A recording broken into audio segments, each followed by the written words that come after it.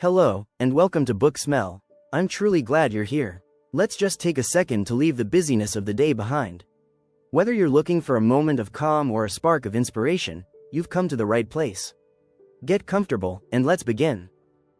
Today, we're going to explore an idea that might completely change the way you think about your future, your goals, and even your neighbors. We're diving into one of the most influential personal finance books ever written, The Millionaire Next Door: The Surprising Secrets of America's Wealthy, by Thomas J. Stanley and William D. Danko.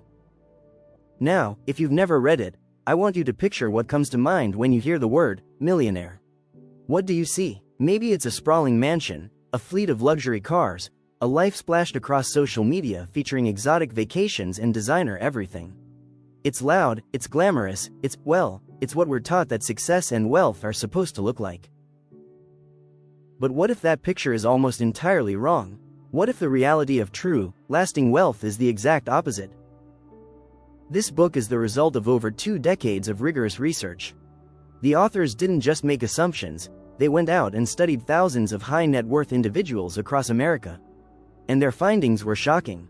They discovered that the majority of millionaires don't live in Beverly Hills or on sprawling estates. They live in average, middle-class neighborhoods. They are the people you see at the grocery store, the ones who might be your kid's soccer coach, the quiet family living in the perfectly normal house right next door. Their wealth isn't displayed in their possessions. In fact, they often drive used cars, wear simple clothes, and live in homes they've owned for decades.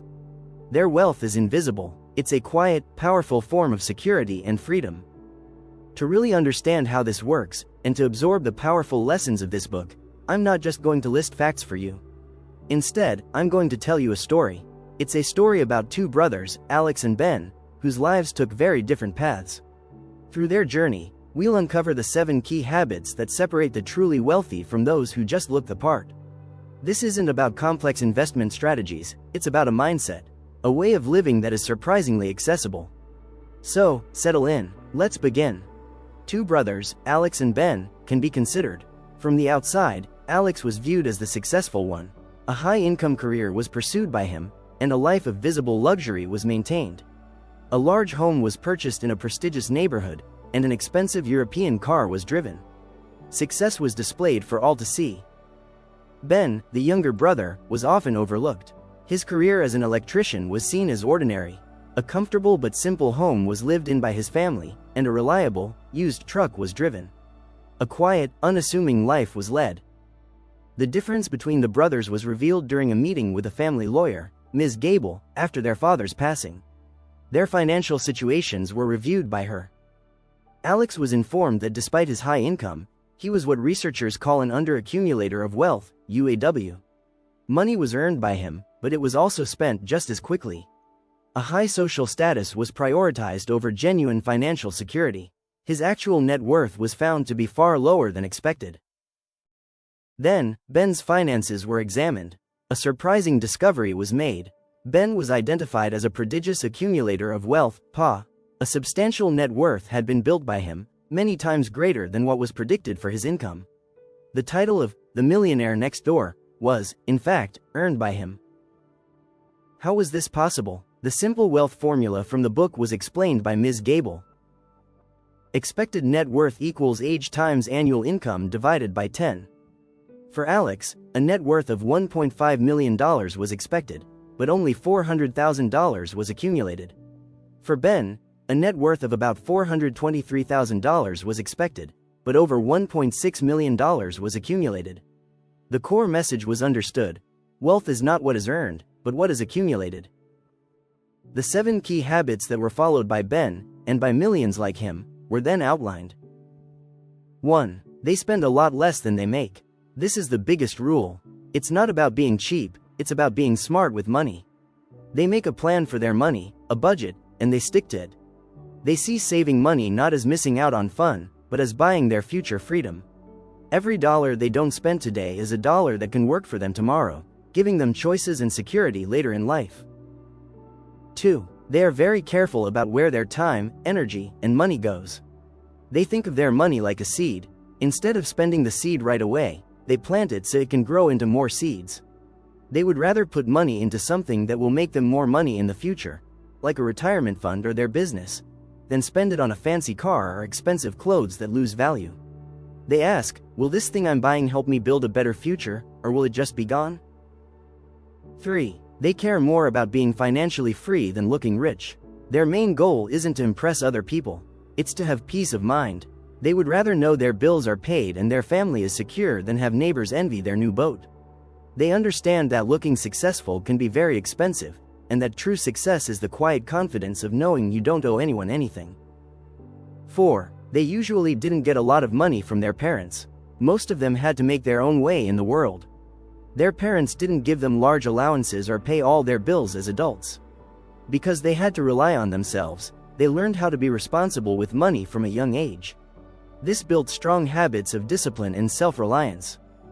5. They teach their kids to handle money responsibly. They pass on their smart money habits to their children. They don't just give their kids money whenever they ask for it.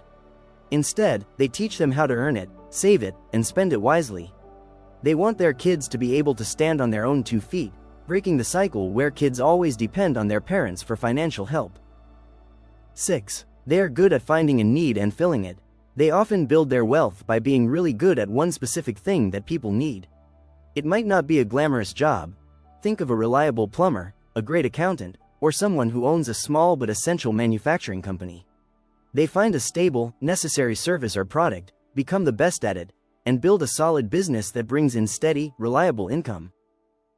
6. They are good at finding a need and filling it.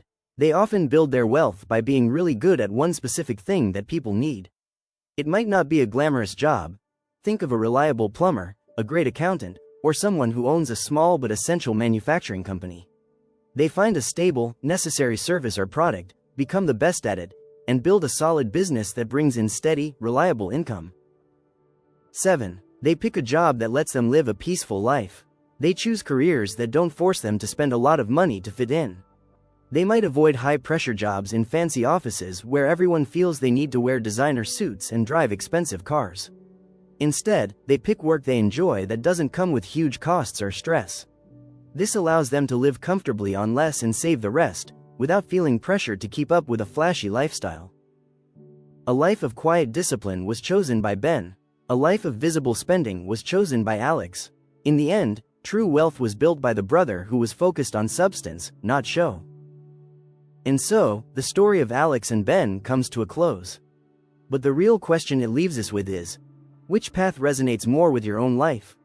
The path of visible status, or the path of quiet, intentional wealth building? The genius of The Millionaire Next Door is that it gives us permission to redefine success on our own terms. It tells us that it's okay to not feel the pressure to keep up with the Joneses, because, as the research shows, the Joneses are probably broke. The real victory isn't admired from the outside, it's felt on the inside, as a deep, abiding sense of security and freedom. The 7 habits we explored through Ben's life aren't secrets. They're choices. The choice to live below your means isn't about deprivation, it's about buying your future freedom. The choice to invest wisely isn't about being a Wall Street expert, it's about letting your money work for you over time. The choice to value financial independence over social status is perhaps the most liberating choice of all. This book is a powerful reminder that the most impactful journeys are often the quietest ones. They are built not with grand, single actions, but with small, consistent decisions made day after day, year after year. If this summary has sparked your curiosity, I cannot recommend enough that you pick up a copy of the actual book. The authors fill these concepts with incredible data, fascinating case studies, and a depth of insight that we've only just touched on here. It's a book you can return to again and again for motivation and clarity. Now, I'd love to hear from you. This conversation is my favorite part of Book Smell. So, please, share your thoughts in the comments below. Did any of the 7 habits surprise you? Does it make you look at your own financial habits, or even your neighbors, a little differently? Let's chat. If you enjoyed spending this time exploring The Millionaire Next Door with me, and if you'd like to join us for more deep dives into books that can change your perspective, then please consider subscribing to the channel and hitting the bell icon. It really helps us grow and bring more stories like this to you. Thank you so much for listening. Thank you for your time and your curiosity. It means the world. From all of us here at Book Smell, we wish you a wonderful rest of your day, filled with great stories and quiet victories. Until next time, happy reading.